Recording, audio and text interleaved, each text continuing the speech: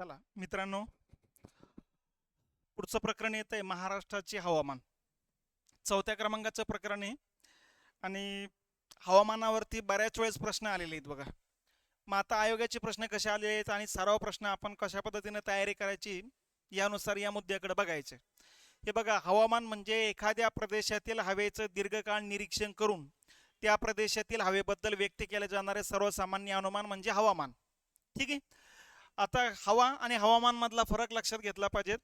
हवा म्हणजे तत्कालीन स्थिती असते हवेची आणि हवामान म्हणजे हवेची दीर्घकालीन स्थिती असते. ठीक आहे. म्हणजे सकाळची हवा थंड असते, दुपारची हवा गरम असते, परत संध्याकाळची हवा थोडी दमट असते, रात्रीची हवा थंड असते. तर ही हवा बदलत जाते, पण अनेक वर्षे एखाद्या भागात राहिल्यानंतर त्या भागामध्ये नेमकी कोणत्या महिन्यात कोणत्या प्रकारची हवा राहते याचा एक सर्वसामान्य अनुमान आपल्याला बांधता येतो. म्हणून हवामान ची संकल्पना क्लिअर करत असताना दीर्घकाळ हवेचा अनुभव त्या ठिकाणी घेतल्यानंतरच त्या प्रदेशातील हवेबद्दल एक सर्वसामान्य अनुमान बांधता येत असते बघा. ठीक आहे. त्याचबरोबर आता हवामानाच्या या प्रकरणामध्ये या ठिकाणी प्राकृतिक रचनेनुसार हवामानाचे प्रकार पाडले जातात, ते लक्षात घेतले पाहिजेत. प्राकृतिक रचनेनुसार महाराष्ट्राचे 3च प्रकार पाडले जातात बघा. कुठले कुठले? इथं सह्याद्री, कोकण, सह्याद्री आणि पठार असे 3 भाग पाडले जातात. कोकणाचे हवामान उष्ण आहे, दमट आहे आणि सम आहे. ठीक आहे. हे हवामान उष्ण, दमट आणि सम आहे. तर पठारावरचं हवामान उष्ण, कोरडे आणि विषम आहे. तर सह्याद्रीचे हवामान जे आहे ते थंड आणि दमट आहे. तर हा मुद्दा या ठिकाणी पहिला एक लक्षात घेतला पाहिजे प्राकृतिक रचनेनुसार. नंतर मग ऋतूनुसार हवामानाचे प्रकार लक्षात घेतले पाहिजेत. उन्हाळा, हिवाळा, पावसाळा. उन्हाळा मार्च, एप्रिल, मे महिन्यात असतो. या महिन्यामध्ये इथं अमृतसरी नावाचा पाऊस पडत असतो मान्सून पूर्व. ठीक आहे. इथं वळवाचा पाऊस म्हटला जात असतो त्यालाच. उन्हाळ्यामध्ये इकडे तापमान जास्त असतं, त्या तुलनेत इकडे तापमान कमी असतं बघा, म्हणून वारे सागराकून जमिनीकडे वाहत असतात. पुढे पावसाळा लागतो जून ते सप्टेंबर महिन्यामध्ये. या कालखंडात नैऋत्य मोसमी वाऱ्याने पूर्ण महाराष्ट्र व्यापला जात असतो. या कालखंडात वर्षभराच्या 84 ते 85% पाऊस पडत असतो, म्हणून या कालखंडाला नाव दिलं आपण पावसाळा. मग पाऊसही दक्षिण कोकणात जास्त आहे, उत्तर कोकणात कमी आहे. सह्याद्रीच्या घाटमाथ्यावर जास्त आहे, सह्याद्रीच्या पश्चिम उतारावर कमी आहे, पश्चिम उतारावरती जास्त आहे, पूर्व उतारावर कमी आहे. त्याच्यानंतर हा अवर्षम प्रोम पट्टा येतो असतो आणि पुढे आणखीन पावसाचं प्रमाण जास्त असतं. त्याच्यानंतर ऑक्टोबर हीटचा कालखंड लक्षात घ्यायचा, ऑक्टोबर नोव्हेंबरचा. या कालखंडामध्ये जास्त तापमानामुळं ओली झालेल्या जमिनीतून वाफा बाहेर पडायला लागतात. या उष्ण आणि दमट वाफाच्या चटक्यालाच ऑक्टोबर हीट म्हटलं जात असतं बघा. त्याच्यानंतर पुढं हिवाळा लागत असतो डिसेंबर, जानेवारी, फेब्रुवारी महिन्यामध्ये. इकडं थंडीचा कालावधी वाढत जातो आणि या कालावधीत वारे ईशान्येकडून नैऋत्येकडे वाहत असतात. पण याच कालखंडात बंगालच्या उपसागरात चक्रीवादळाची निर्मिती होते, त्यामुळं पूर्व विदर्भामध्ये पाऊस पडत असतो बघा. तर पूर्व विदर्भामध्ये हिवाळ्यातही पाऊस पडतो आणि पावसाळ्यातही पाऊस पडत असतो. म्हणून पूर्व विदर्भामध्ये दाट झाडी आपल्याला आढळते आणि जास्त पावसामुळे तांबडी माती आढळते. तांबड्या मातीमुळे तिकडं तांदळाचं उत्पादन आढळते. तर अशा पद्धतीनं ऋतूनुसार या हवामानाचे प्रकार लक्षात ठेवा. त्याच्यानंतर त्रिवार्थाने जे काही हवामानाचे प्रकार पाडले त्यानुसारही महाराष्ट्राचे 3 भाग लक्षात घेतले पाहिजेत. मग हे 3 भाग कुठले कुठले?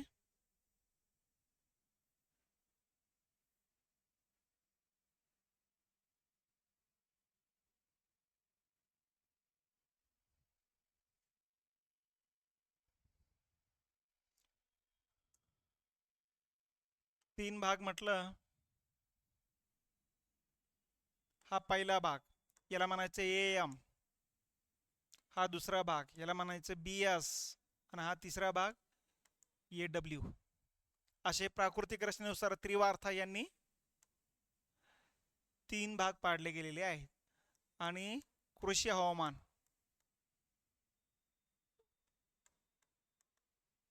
आणि त्याच्यानंतर प्रदेशानुसार हवामान, एवढ्या मुद्द्याभोवती प्रश्न असतात बघा. हवामानाचे 1, 2, 3, 4, 5 प्रकार पाडले जातात. आता एक एक एक एक प्रश्न बघत चालू आणि त्याच्यानंतर उत्तर आपल्याला बघायचं. हिवाळ्यामध्ये पूर्व विदर्भात कोणत्या घटकामुळे पाऊस पडतो बघा. तर हिवाळ्यामध्ये पूर्व विदर्भामध्ये बंगालच्या उपसागरात जी चक्रीवादळे निर्माण होतात त्यामुळे पाऊस पडत असतो, कारण ती हिवाळा म्हणताय हा.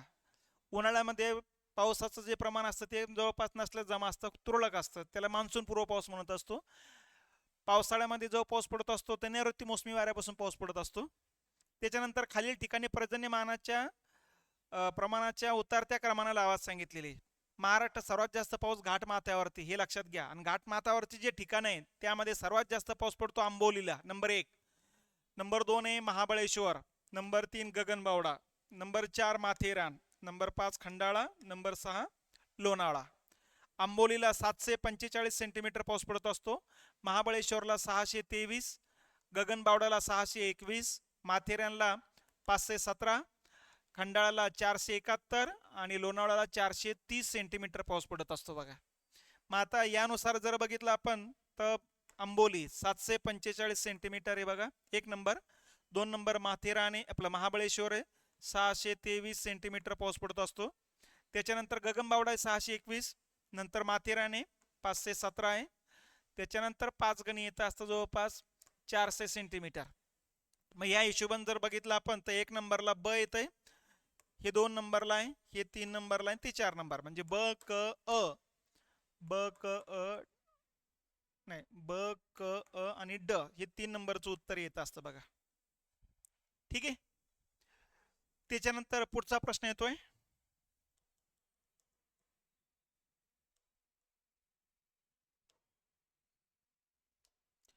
औरंगाबाद विभागातील पर्जन्यमानासंदर्भात खालीलपैकी कोणते विधान सत्य आहे? या औरंगाबाद विभागाबद्दल विचारलेला प्रश्न आहे. मग यामध्ये बघा, नांदेडमध्ये इतर जिल्ह्याच्या तुलनेत जास्त पाऊस पडतो. इतर जिल्ह्याच्या तुलनेमध्ये म्हणजे या ठिकाणी आपण जर बघितले हिंगोली ते पाऊस जास्त पडत असतो. आपल्याला सत्य विधान ओळखायला सांगितलेले. बीडमध्ये सर्वात जास्त पाऊस सप्टेंबर महिन्यात पडतो, हे बरोबर आहे. हे पूर्ण बरोबर येत नाही, हे बरोबर येते बघा. बहुतांश जिल्ह्यामध्ये जून महिन्यातील पाऊस जवळजवळ 0 असतोय का? नाही, हे चुकीचे आहे. उस्मानाबाद जिल्ह्यात विभागातील सर्वात कमी पाऊस पडतोय का? नाही. एकमेव उस्मानाबाद म्हणून नाही, बीड, उस्मानाबाद, औरंगाबादचा पार्ट पण येतो असतो. तर त्यामुळं विधान सत्य विधान कुठलं असेल तर फक्त ब बरोबर येईल. बीडमध्ये सर्वात जास्त पाऊस सप्टेंबर महिन्यात पडत असतो. ठीक आहे. त्याच्यानंतर पुढचा प्रश्न येतो असतो, येथील हवामान उष्ण आणि शुष्क आहे. आता कुठलं हवामान आहे आपल्याला ते बघायचं. त्याच्यानंतर अकोले तालुक्यात जिल्ह्यातील सर्वात जास्त म्हणजे 65 सेंटीमीटर पाऊस पडतो.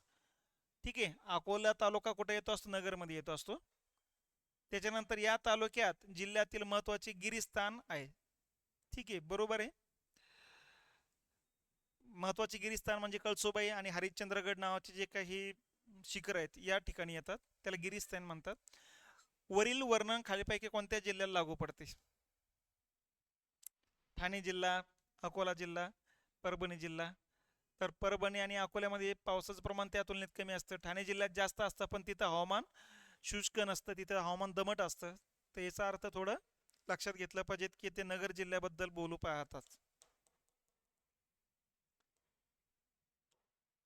पुढचा आहे आम्रसरी, या मान्सून पूर्व काळात पडतात. खालील कोणत्या प्रदेशात या प्रामुख्याने पाऊस पडत असतात बघा. आता या ठिकाणी आता महाराष्ट्र, गोवा आणि खालचा जो पार्ट आहे त्या पार्टमध्ये पाऊस पडत असतात बघा. तर या ठिकाणी मान्सून पूर्व पावसाचं प्रमाण सर्वात जास्त कुठं असतं? तर केरळ आणि कर्नाटकमध्ये असतं बघा, या किनारपट्टीवर असतं. महाराष्ट्र, गोवा, केरळ आणि कर्नाटक. तर यामध्ये सर्वात जास्त आपल्याला लक्षात घेतलं पाहिजे केरळ आणि कर्नाटकची किनारपट्टी येईल, इथं सर्वात जास्त राहणार आहे. ठीक आहे. याच्या खालोखाल महाराष्ट्र, गोवामध्ये येत असतं बघा.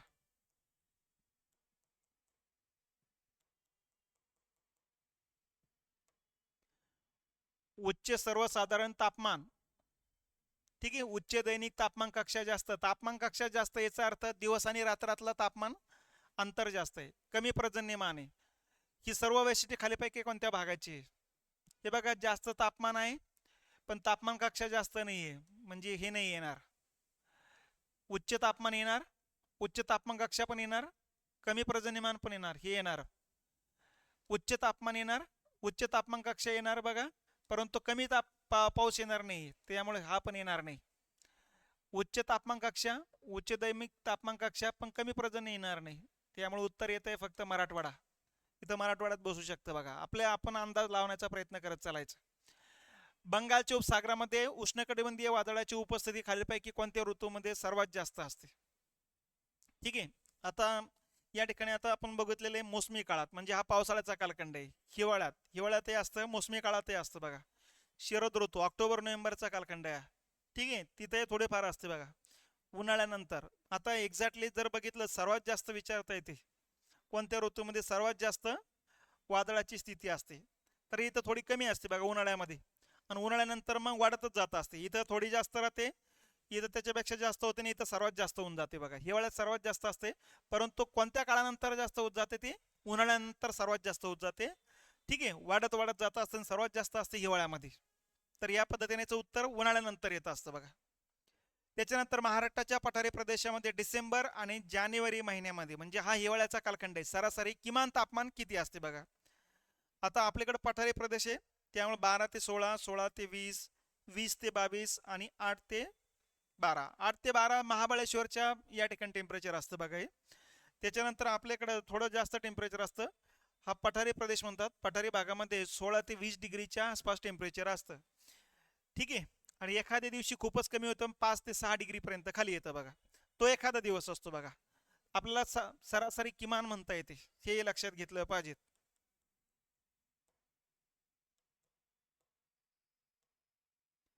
पुढचा मुद्दा येतो असतो महाराष्ट्राच्या हवामानाच्या वैशिष्ट्यांबाबत अयोग्य विधान. हा इथं लक्षात घ्या, अयोग्य विधान ओळखा सांगितलेले.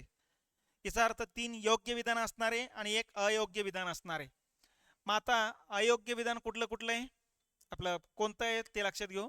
कोकण हवामान समुद्र सानिध्यामुळे वर्षभर दमट आणि सम असते, बरोबर आहे.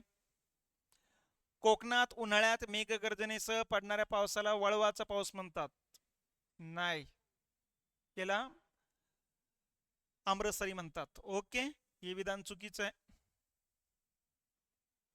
हे विधान चुकीचं येते. सह्याद्रीच्या घाटमाथ्यावर तापमान कमी असते, अशा भागात थंड हवेची ठिकाणे आहेत, बरोबर आहे. पठाराच्या पश्चिम भागात पर्जन्य प्रमाण खूप कमी असते, हेही बरोबर आहे. म्हणजे चूक कुठलं आहे, अयोग्य कुठलं आहे, 2 नंबरचं येतं. आपलं उत्तर येतं 2 नंबर. कोकणात मेघगर्जनेसह उन्हाळ्यात पडणाऱ्या पावसाला वळवाचा पर्जन्य म्हणत नाहीत, तर याला म्हणतात आम्रसरी. आम्रसरी म्हणत असतात त्याला. ठीक आहे, उत्तर येतं 2 नंबर. त्याच्यानंतर पुढील विधानाचा विचार करा. आता 2 विधानं दिलेली आहेत. कोकणात सागरी परिणामामुळे खारे वारे व मतले वारे वाहतात, बरोबर आहे.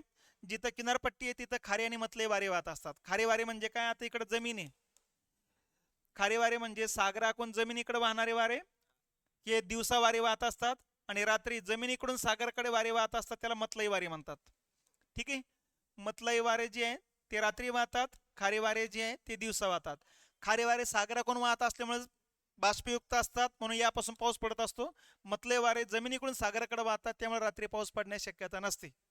तर हे कोकण आहे, याचा अर्थ खारी मतलई वारे येणारच आहे.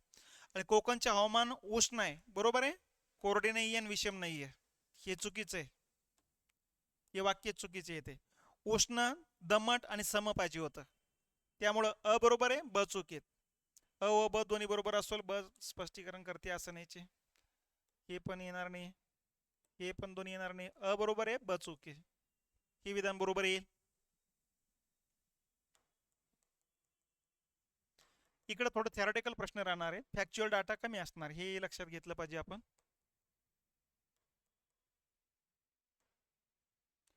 आता पुढं 11 क्रमांकाचा प्रश्न आहे. पुढील विधानावर विचार करा. अ आणि ब 2 वाक्य दिलेली आहेत.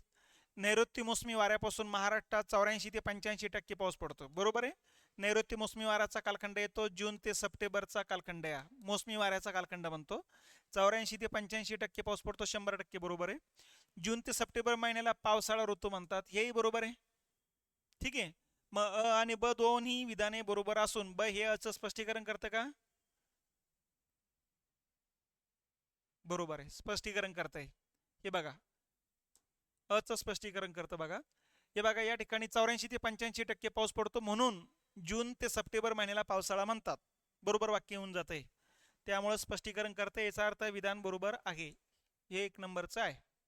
ऑक्टोबर हीट म्हणजे काय, मी अगोदरच सांगितलेले ऑक्टोबर सप्टेंबर आणि आपल्या ऑक्टोबर नोव्हेंबर महिन्यामध्ये लंबरूप किरण भारतात पडतात बघा, महाराष्ट्रात हे पडतात. त्यामुळं जून ते सप्टेंबर महिन्यामध्ये जो पाऊस पडलेला आहे त्यामुळे जमीन ओली आहे. त्या तापमानामुळं, त्या सूर्यकिरणामुळं ओली जमीन तापायला लागते, जमिनीतून वाफा बाहेर पडतात आणि या दमट आणि उष्ण वाफा असतात. या दमट आणि उष्ण वाफेत चटका बसतो, त्यालाच म्हणायचं ऑक्टोबर हीट. आता उष्ण हवेचा चटका बसतो का? नाही, नुसतं उष्ण हवेचा चटका नसतो. उष्ण आणि कोरड्या हवेचा चटका उन्हाळ्यात असतो, हा पण नसतो बघा. उष्ण आणि बाष्पयुक्त हवेचा चटका असतो हा. ठीक आहे. आणि उन्हाळ्यात वाहणारी उष्ण हवा नाही म्हणता येणार, ऑक्टोबर महिन्यातली हवा आहे ती, हा उन्हाळ्याचा कालखंड नसतो. म्हणजे उत्तर येतंय उष्ण व बाष्पयुक्त हवेचा चटका, त्याला ऑक्टोबर हीट म्हणायचं. आणि उन्हाळ्यात जो चटका बसतो त्याला म्हणायचं उष्ण आणि कोरड्या हवेचा चटका.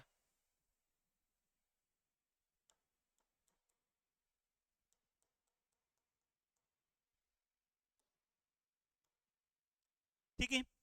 पुढचा प्रश्न येतो, हिवाळ्यात महाराष्ट्रात पूर्वेकडे जाताना. आता हिवाळ्याचा कालखंड आहे, म्हणजे हा कालखंड येतो डिसेंबर जानेवारी फेब्रुवारीचा कालखंड आहे. डिसेंबर टू फेब्रुवारी आहे. आता पूर्वेकडे जाताना महाराष्ट्रातली स्थिती काय होते ते लक्षात घेतलं पाहिजे आपण.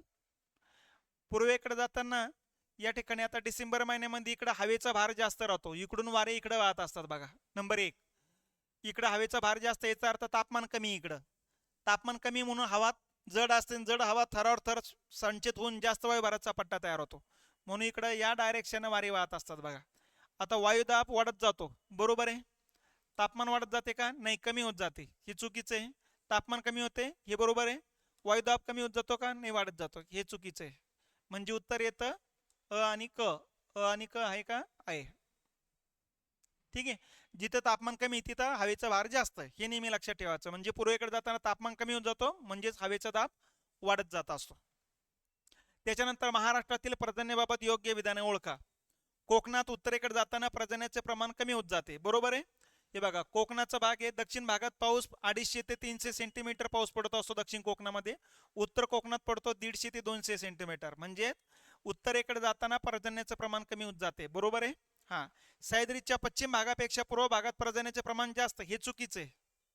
हे बघा, अशा सह्याद्रीचे डोंगर रांग आहे, इकडे वारे आढळले जात असल्यामुळे इकडे पाऊस जास्त प्रमाण जास्त आहे, सर्वात जास्त पाऊस या भागात आहे. आणि इकडे वारे इकडे खाली येत असल्यामुळं त्या वाऱ्यावरचा दाब वाढतो, आणि दाब वाढल्यामुळं हवा गरम होते, आणि गरम हवा असेल तर साहजिकच बाष्पधारण क्षमता वाढते, तेवढं बाष्प इकडे नसतं, त्यामुळे इकडे पाऊस कमी असतो बघा. याला पर्जन्य छायेचा पट्टा म्हणायचा आपण. तर त्यामुळं पश्चिम भागापेक्षा पूर्व भागात पर्जन्याचं प्रमाण जास्त नसते पाहिजे होतं, इथं असते दिलेले. त्याच्यानंतर पूर्व विदर्भापेक्षा पश्चिम विदर्भात पर्जन्याचं प्रमाण कमी आहे, बरोबर आहे.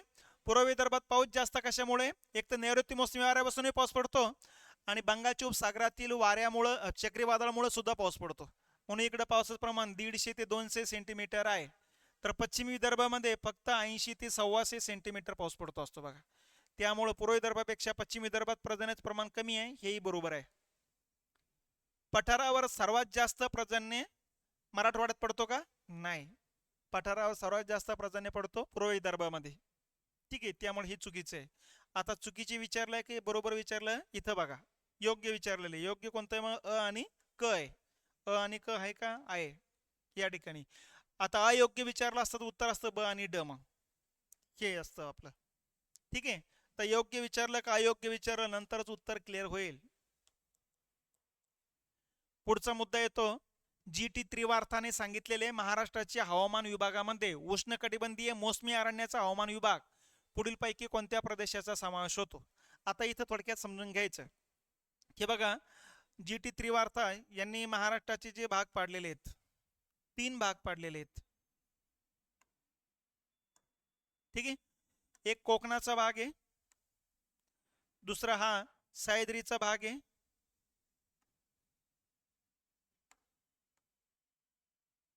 आणि तिसरा पठारी भाग आहे. या भागाला नाव दिलेले त्यांनी एम. ठीक आहे. या भागाला नाव दिलेले BS, आणि हा जो पार्ट आहे याला नाव दिलेले AW. हा पण AW चा पार्ट आहे. यालाच नाव दिलेले उष्णकटिबंधीय मोसमी अरण्याचा हवामान विभाग. BS ला नाव दिलेले उष्णकटिबंधीय कोरडा हवामान विभाग. आणि या भागाला नाव दिलेले उष्णकटिबंधीय सॅवाना हवामान विभाग म्हणा किंवा दमट कोरडा हवामान विभाग म्हणा. याला स्टेप्स हवामान विभाग असंही म्हटलं जात असतं. मग आता या ठिकाणी आपल्याला जे नावं दिलेली आहेत त्यांच्यामध्ये थोडं लक्षात घ्यायचं बघा. कोणत्या विभागाला उष्णकटिबंधीय मोसमी अरण्याचा हवामान विभाग म्हणतात? कोकण आणि दक्षिण महाराष्ट्रातील पश्चिमेकडचा भाग, गगनबावडा वगैरे पन्हाळा कोल्हापूर जिल्ह्यातला येतं बघा त्याच्यामध्ये. ठीक आहे. पश्चिम महाराष्ट्र आणि खानदेशचा भाग BS मध्ये येत असतो. मराठवाडा आणि विदर्भ तो AW मध्ये येत असतो. अर्धा मराठवाडा BS मध्ये, अर्धा मराठवाडा विदर्भामध्ये येत असतो, म्हणजे AW मध्ये येत असतो बघा. तर या पद्धतीने त्रिवार्थाचे 3 भाग लक्षात घेतले पाहिजेत. त्याच्यानंतर जोड्या लावाय. एका ठिकाणी ठिकाणं दिलेत आणि दुसऱ्या बाजूला तिथलं वार्षिक पर्जन्यमान विचारलेलं आहे. यावेळेस फक्त काय करायचं, हे पर्जन्यमान आपल्याला पाठ असण्याची गरज नाही. इथं फक्त लक्षात घ्यायचं आहे की पावसाचं प्रमाण जास्त कुठं असणार आहे. ठीक आहे. मग आता आपल्या लक्षात आलं पाहिजे सगळ्यात जास्त पाऊस 1 नंबरला हा असला पाहिजे, 2 नंबरला हे असलं पाहिजे. ठीक आहे. 3 नंबरला हे असलं पाहिजेत आणि हे 4 नंबरला असलं पाहिजेत. मग आता 1 नंबरचा पाऊस सर्वात जास्त कुठे आहे? हे इथे आहे. याचं उत्तर हे आलं पाहिजेत. ठीक आहे. हे 2 नंबरवरती यायला पाहिजेत, हे 3 नंबरवरती, हे 4 नंबरवरती, म्हणजे 1 2 3 4 हे उत्तर येऊन जाते बघा. एक्झॅक्टली हे पाठ करण्याची गरज नाही आपल्याला. एक आपल्याला कोणत्या शहरात पाऊस जास्त पडतोय ते लक्षात जरी आलं तरी उत्तर आपल्याला काढता येऊ शकतंय.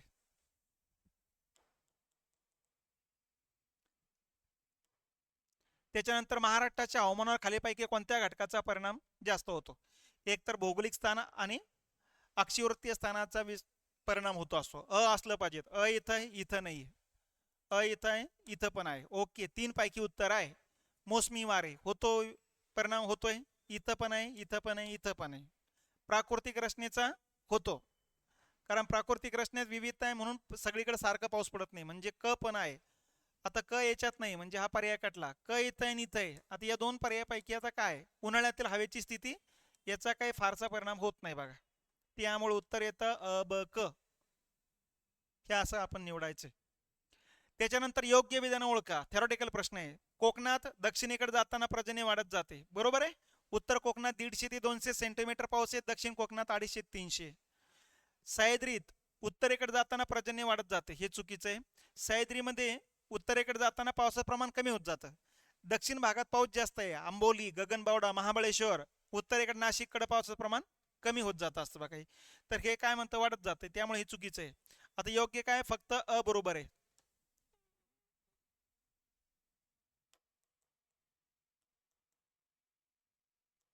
त्याच्यानंतर आहे महाराष्ट्रात सर्वाधिक पर्जन्य पुढीलपैकी कोणत्या प्रदेशात पडतो? आता आता या ठिकाणी प्रदेश दिलेले कोकणाचा वलाटी भाग, मावळ, घाटमाथा आणि कोकणाचा खालाटी भाग. आता हे प्रदेश नेमके कोणत्या ठिकाणी अगोदर ते समजून घेतलं पाहिजे आपण.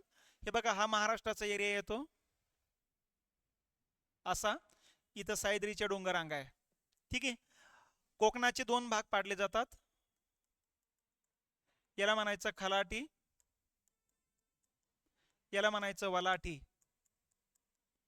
सह्याद्रीचे 2 भाग आहे, हा सह्याद्रीचे 2 भागापैकी पश्चिमेकडचा जो उतार आहे हा, याला म्हणायचं पश्चिम उतार, आणि वरचा डोंगरावरचा जो सकल भाग आहे त्याला म्हणायचं घाटमाथा. सर्वात जास्त पाऊस इथं पडत असतो. पूर्वेकडचा जो एरिया आहे याला म्हणायचं मावळ, इथं पावसाचं प्रमाण कमी असतं बघा. ठीक आहे. आता सर्वात जास्त पाऊस कुठे आहे? तर घाटमाथा 1 नंबरला आहे, 2 नंबरला वलाटीचा भाग आहे, 3 नंबरला खलाटीचा भाग आहे आणि 4 नंबरला मावळ आहे. आता उतरता क्रम चढता क्रम आहे का? नाही. सर्वाधिक पर्जन्य म्हणतात, याचा अर्थ सह्याद्रीचा घाटमाथा. ठीक आहे. उतरत्या क्रमानं म्हटलं तर हा 1 नंबर आला असता. कोकणचा वलाटी भाग 2 नंबरला आहे, खलाटी भाग 3 नंबरला आहे आणि मावळ 4 नंबरला आहे. लक्षात. आणि सर्वात कमी पाऊस विचारला असता मावळ पट्ट्यामध्ये. या 4 भागाचा जर विचार केला तर. त्यानंतर महाराष्ट्राचा प्रमुख जलविभाजक म्हणून पुढील कोणता भाग ओळखला जातो? जलविभाजक म्हटलं की पश्चिम घाट, सह्याद्री डोंगररांगा म्हणतो आपण, हा ओळखला जात असतो. कारण इथं सर्वात जास्त पाऊस पडतो आणि पडणारा पाऊस एक काही पूर्व दिशेनं आणि काही पश्चिम दिशेनं वाहतो. पूर्व दिशेनं 75% पाणी वाहत जात असतं बघा, आणि पश्चिम दिशेनं 25% पाणी वाहत जात असतं. ही टक्केवारी लक्षात ठेवा.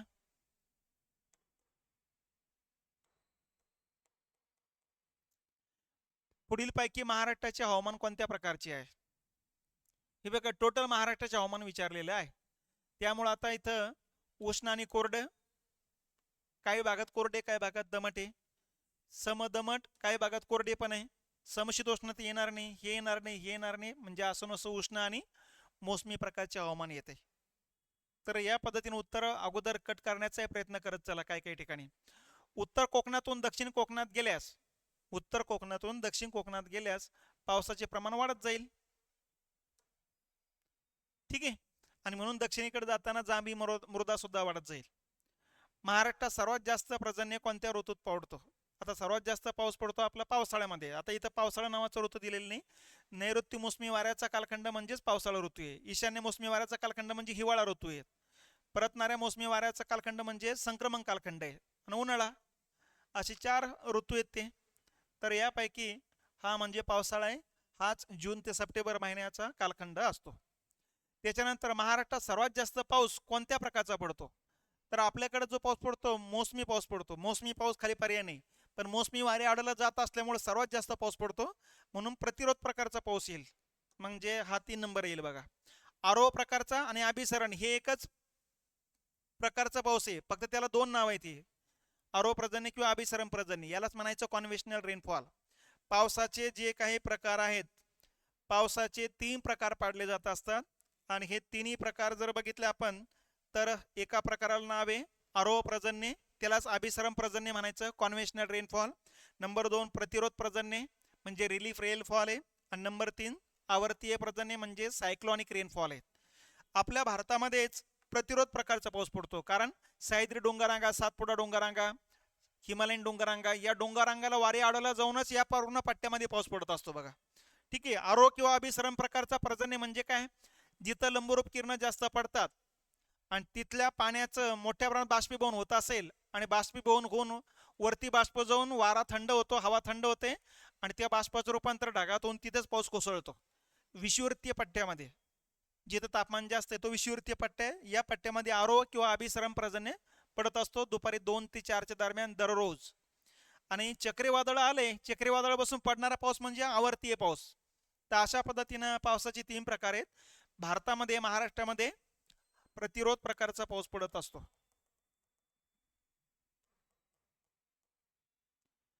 पुढचा आहे महाराष्ट्रातील कोणत्या प्रादेशिक विभागात पावसाळ्यात सर्वात जास्त पाऊस पडतो?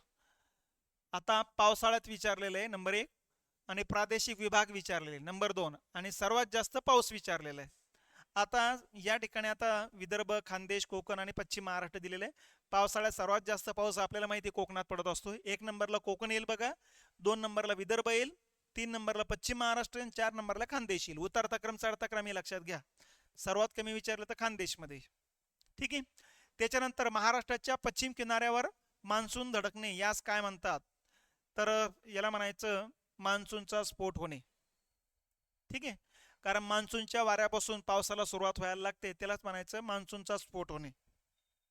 त्याच्यानंतर मान्सूनच्या पर्जन्यावर खालीलपैकी कोणत्या घटकाचा परिणाम घडून येतो? मान्सूनच्या पर्जन्यावरती हे बघा प्राकृतिक रचनेचा परिणाम सगळ्यात महत्त्वाचा येतोय.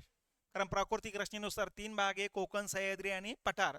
तर सह्याद्रीला वारे आडवले जातात, त्यामुळेच या पट्ट्यामध्ये पावसाचं प्रमाण जास्त असतं बघा. बाकीचे घटक कारणीभूत आहेच, पण जास्त महत्त्वाचं हे नाही. त्याच्यानंतर पुढचा प्रश्न आहे, सह्याद्री पर्वताच्या पूर्व उतारावरून जाणारे वारे उष्ण होतात, कारण ते खाली उतरतात. खाली येताना तापमान जास्त असतं, कारण वरती जाताना तापमान कमी असतं. जसं उंच जावं तसं 160 मीटरला 1 डिग्रीना टेम्परेचर घटत असतं बघा. याचा अर्थ खाली तापमान जास्त आहे, वरच्या भागात तापमान कमी. आता वरतून खाली येत असेल तर तापमान वाढत जाणार आहे आणि तापमान वाढत जात असल्यामुळं हवेवरचा दाब वाढतो बघा. आता हे काय पूर्वोत्तर जाणार मोसमी वारे उष्ण होतात, कारण ते खाली येत असतात बघा. मग आता हा भाग अरबी समुद्रापासून दूर आहे? नाही. या वाऱ्यातील बाष्पाचं प्रमाण कमी होते? नाही. ही वारे जेथून वाहतात तो भाग तीव्र उताराचा आहे? उताराचा आहे म्हणजे उष्ण होते असं म्हणून नाही. ही वारे अधोगामी होतात. अधोगामी होतात म्हणजे खाली येतात, त्यामुळे त्याच्यावरचा दाब वाढतो आणि म्हणून ते उष्ण होतात. 4 नंबरचं उत्तर बरोबर येते बघा.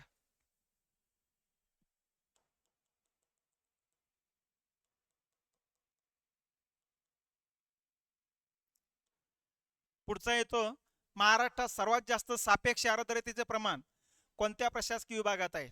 आता सापेक्ष आर्द्रता म्हणजे काय अगोदर तेही लक्षात घ्या. हे बघा, ही हवा आहे, या हवेमध्ये हे धुलीकण आहेत, शेकडो किलोमीटर पसरलेली हवा आहे, यातले धुलीकण आहेत. आता हे धुलीकण किती टक्के भरले गेलेले आहेत समजून घ्यायचे. धुलीकण अर्धे भरले गेलेत. आपण म्हणायचं की इथली सापेक्ष आर्द्रता किती आहे, 50% आहे. म्हणजे त्या ठिकाणची जी हवा आहे ती हवा बाष्पाना किती भरले गेलेले आहेत. मग 10% भरले गेले, 20% भरले गेले, 30% भरले गेले, किती टक्के भरले जात असते त्याला म्हणायचं आर्द्रता सापेक्ष प्रकार. ठीक आहे. मग आता नेहमी लक्षात ठेवायचं, कोकणामध्ये या ठिकाणी समुद्र जवळ आहे, त्यामुळे इथं बाष्पाचं प्रमाण नेहमी जास्त असतं बघा. म्हणजे आर्द्रता नेहमी या ठिकाणी 50%पेक्षा जास्त असणार आहे.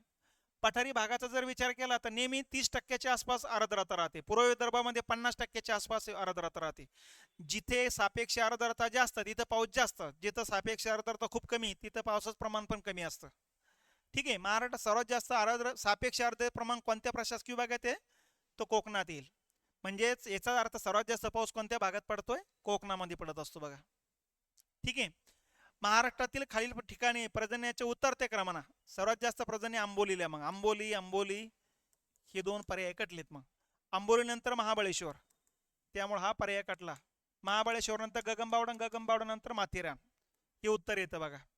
आंबोलीला 745 सेंटीमीटर पाऊस पडतो, महाबळेश्वरला 623 सेंटीमीटर पाऊस पडतो, गगनबावड्याला 621 आहे आणि माथेरानला 517 सेंटीमीटर पाऊस पडत असतो बघा. त्यामुळे हा उतरता क्रम बरोबर येईल. पुढचा प्रश्न आहे, सर्वसाधारण मान्सूनचे आगमन ही एक कोणत्या प्रकारची प्रक्रिया आहे. थोडी गुंतागुंतीची आहे, साधी आणि सोपी आहे, अतिशय गुंतागुंतीची प्रक्रिया आहे आणि खालीलपैकी नाही. तर ही अतिशय गुंतागुंतीची प्रक्रिया आहे. याचं कारणच हे की मान्सूनच्या आगमनासाठी एकमेव कारण लागत नाही, अनेक कारणं त्याला पाठीमागं असणं गरजेचे आहे. नंबर 1, हिमालयीन डोंगरांगा कारणीभूत आहे. नंबर 2, या कालखंडात कमी वायुभाराचा पट्टा जो भारतात वायव्य भागात तयार होतो तो कारणीभूत आहे. नंबर 3, वाऱ्याची दिशा कारणीभूत आहे. नंबर 4, एल निनो ला निलो ते पण कारणीभूत आहे. नंबर 5, तिबेटच्या पठारावर उन्हाळ्यातली हवेची स्थिती कारणीभूत आहे. ठीक आहे. असे अनेक कारणं त्या पाठीमागे असतात आणि एखाद्या कारणामध्ये इकडे तिकडे झालंय की याच्यामध्ये बदल होताना दिसतो. म्हणजेच याचा अंदाज बांधणं थोडा अवघड जातं, म्हणून ही गुंतागुंतीची प्रक्रिया आहे ते बघा. त्याच्यानंतर कोकण किनारपट्टीवर मुसळधार पाऊस पडतो, कारण तेथून अरबी समुद्र जवळ आहे, बरोबर आहे. तेथील हवेचे बाष्पाचे प्रमाण जास्त आहे व ती थंड असते, ती हवा थंड नसते तशी. सह्याद्री पर्वताला मान्सून वारे आढळतात, हे बरोबर आहे. आणि तेथे चक्रीवादळाचा दोर असतो, हे नसतं बघा. आता या दोन पर्यायापैकी कुठलं आहे. कोकण किनारपट्टीवर म्हणतं ते, सह्याद्रीचा काही संबंध लागतोय का, नाही. कोकण किनारपट्टीवर मुसळधार पाऊस असतो कारण तिथं अरबी समुद्र जवळ आहे आणि जवळ असल्यामुळे बाष्प जास्त असतात. जास्त बाष्प आलाय की जमिनीला ते बाष्प लागतात, थंड होतं, थंड होऊन ढग तयार होऊन तिथे पावसाचं प्रमाण जास्त होऊन जातंय बघा.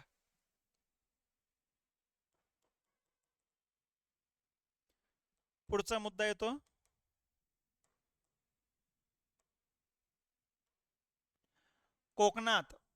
कोकणामध्ये आणि उन्हाळ्याचा कालखंड आहे, पडणाऱ्या पावसाला काय म्हणायचं, आम्रसरी आंबेसरी. ठीक आहे. कारण आंब्याच्या मोहरासाठी हा पाऊस पोषक असतो, म्हणून त्याला आम्रसरी किंवा आंबेसरी म्हटलं जात असतं बघा. आता एक कॉफी सरी कर्नाटक आणि केरळमध्ये नाव दिलं जात असतं. ठीक आहे. चहा सरी, मोसंबी सरी असा काही प्रकार नसतो. त्याच्यानंतर पर्जन्याच्या वार्षिक सरासरी प्रमाणानुसार पुढील केंद्राचा उतरता क्रम. मग परत तोच आहे, आंबोली 1 नंबरला राहील. आंबोली आहे का, नाही.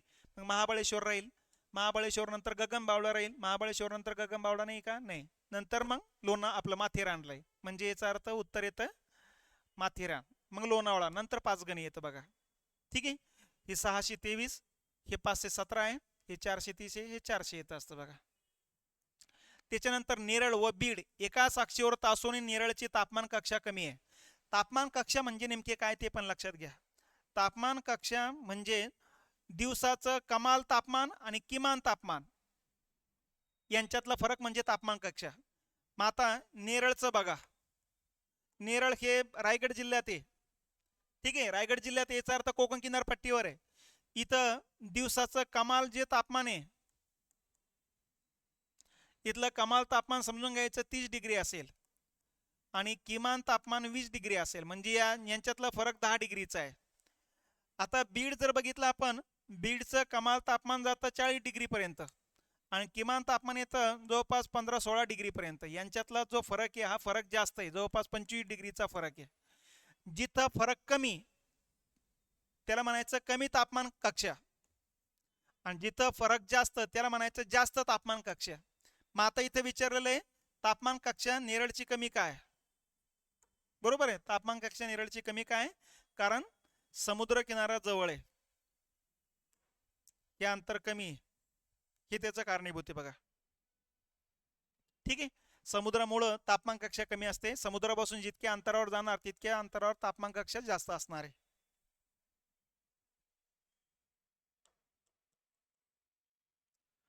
पुढचा प्रश्न येतो,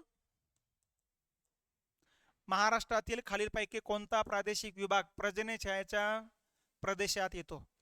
आता महाराष्ट्राचा आपण जर नाकाच्या डोळ्यासमोर आणला तर सह्याद्री सर्वात जास्त पाऊस पडतो आणि इकडचा हा दुष्काळी एरिया आहे, पर्जन्यछायाचा एरिया म्हणतो, हा पर्जन्यछायाच्या एरियामध्ये येतो असतो. मग यामध्ये पश्चिम महाराष्ट्र मेजॉरिटी येत असतो, सगळ्यात जास्त पश्चिम महाराष्ट्र आहे. खानदेशचा भाग येतो, मराठवाड्यातला काही भाग येतो. खानदेश मराठवाडा कमी येतो, पश्चिम महाराष्ट्र जास्त येतो. म्हणून याचं उत्तर येतं पश्चिम महाराष्ट्र. यामध्ये सोलापूर, सांगली, सातारा, पुणे, नगर, नाशिक ही जिल्हे येतात बघा. यालाच म्हणायचं पश्चिम महाराष्ट्र. मराठवाड्यातलं धाराशिव, बीड आणि औरंगाबाद जिल्ह्यातला वैजापूर तालुका येत असतो बघा. आणि खानदेशमध्ये धुळे जिल्हा येत असतो.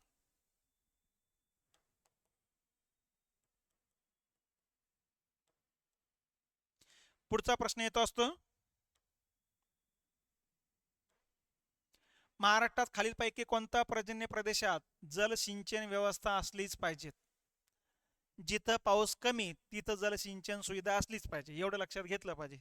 ठीक आहे, मग इथं दिलं 100 ते 200 सेंटीमीटर, 200 सेंटीमीटरपेक्षा जास्त यापैकी नाही, किंवा 75 पेक्षा कमी.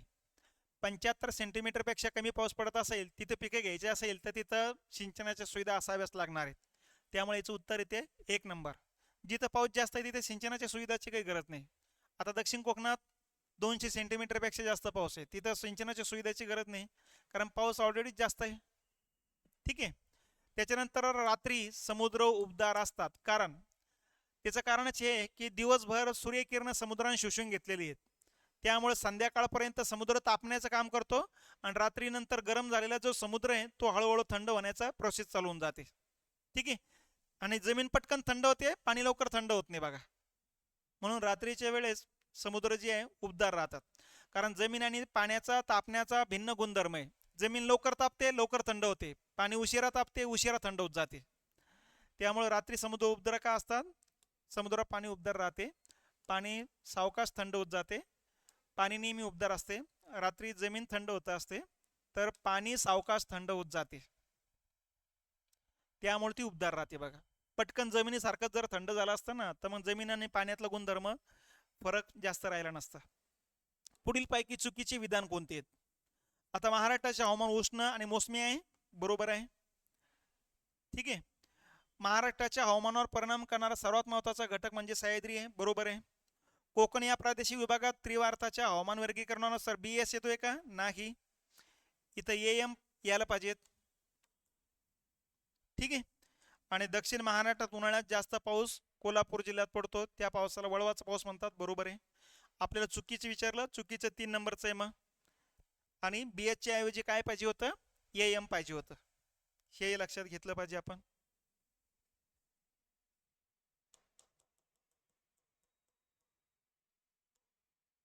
चला पुढच्या प्रश्नाकडे जाऊ. सह्याद्रीच्या पूर्व उतारावरून पूर्वेकडे जाणारे मान्सून वारे उष्ण बनतात, कारण ते खाली उतरतात आणि त्यामुळे त्याच्यावरचा दाब वाढतोय, आणि दाब वाढल्यामुळं बाष्पधारण क्षमता वाढते, तेवढं बाष्प नसल्यामुळे पाऊस कमी पडतो बघा. या वारातील बाष्पाचं प्रमाण बदलते, हा भाग समुद्रापासून दूर आहे, हे वारे अधोगामी होतात, त्यामुळे त्यांच्यावरचा दाब वाढतो, हे बरोबर आहे. अधोगामी, वरती जाणे वारे म्हणजे ऊर्ध्वगामी आहे, खाली येणे म्हणजे अधोगामी आहे. ठीक आहे, वरती जाताना दाब कमी होत जातो, खाली येताना दाब वाढत जातो असतो, म्हणजे हे उत्तर बरोबर आहे. तापी खोऱ्यातील हवामान कोणत्या प्रकारचे आहे? तापी नदी खोरं म्हटलं की नंदुरबार, धुळे आणि जळगाव जिल्हा येतो असतो बघा. या ठिकाणी जर बघितलं तर स्थिती कशी आहे? तापीच्या उत्तरेकडं सातपुडा डोंगररांग आहे आणि इथं तापी नदीची खोरे आहे, आणि दक्षिणेकडे सातमाळा अजिंठा डोंगररांग आहे. आता तापी नदीचं जो काय हा भाग जो आहे तो समुद्र पातळीपासून 300 मीटर उंचावर आहे फक्त. त्यामुळं हा भाग खाली, याचा अर्थ इथं तापमान जास्त आहे, कोरडे हवामान आहे, म्हणून इथं पठारासारखं कोरडे हवामान आहे. आणि इथं दमट हवामान किनारपट्टीसारखं डोंगराळ भाग आहे, इथं वारे आढळले जातात, पाऊस पडत असतो, थंडी असते. त्यामुळं इथं किनाऱ्यासारखं दमट हवामान आहे आणि इथं पठारासारखं कोरडे हवामान आहे. या दोघांचं मिश्रण या पट्ट्यामध्ये येत असतं बघा. म्हणून किनारपट्टीचे आणि पर्वतीय हवामानाचे संमिश्रण नाही, पर्वतीय पठारावरचं पाहिजे होतं. पठारी अंतर्गत भागातील आणि पर्वतीय अंतर्गत भागातील हवामान नाही, पठारी बरोबर आलं, परंतु इथं किनारपट्टी यायला पाहिजे होतं. किनारपट्टीचे आणि पठारी अंतर्गत भागातील हवामानाचे संमिश्रण हे बरोबर आहे. फक्त पर्वतीय आहे का? नाही. तर अशा पद्धतीनं हा मुद्दा या ठिकाणी लक्षात घेतला पाहिजे.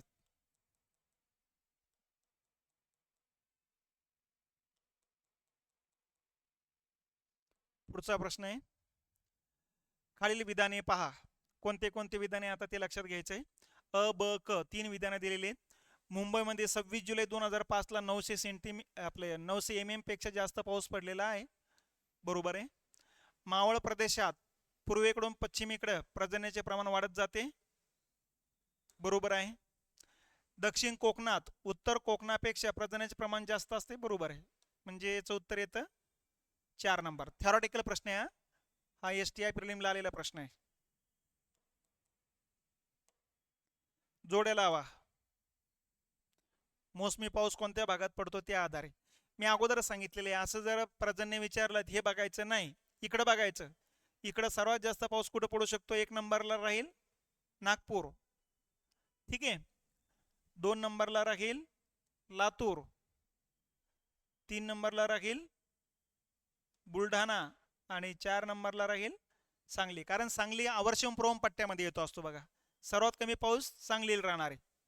म्हणजे आता सर्वात जास्त पावसाचं प्रमाण 1 नंबरला राहील, हे ड हे असं राहील बघा. 2 नंबर लातूर आहे, 2 नंबर हे लागतं बघा. 3 नंबर बुलढाणा आहे, बुलढाणाचं हे राहील. 4 नंबर सांगली हे राहील. म्हणजे 3 4 1 2, 3 4 1 2 हे उत्तर बरोबर बसतं, ठीक आहे. कारण हे आपण करत बसलो ना, तर कोणत्या कोणत्या शहराचं करणार, कोणत्या कोणत्या ठिकाणाचं करणार, कोणत्या तालुक्याचं करणार, त्यापेक्षा आपल्या लक्षात आलं पाहिजे की यापैकी कोणत्या भागात पाऊस जास्त पडतो ते आपण क्रमांक लावायचं आणि तिकडे ते जोड्या लावायचे आहे. मग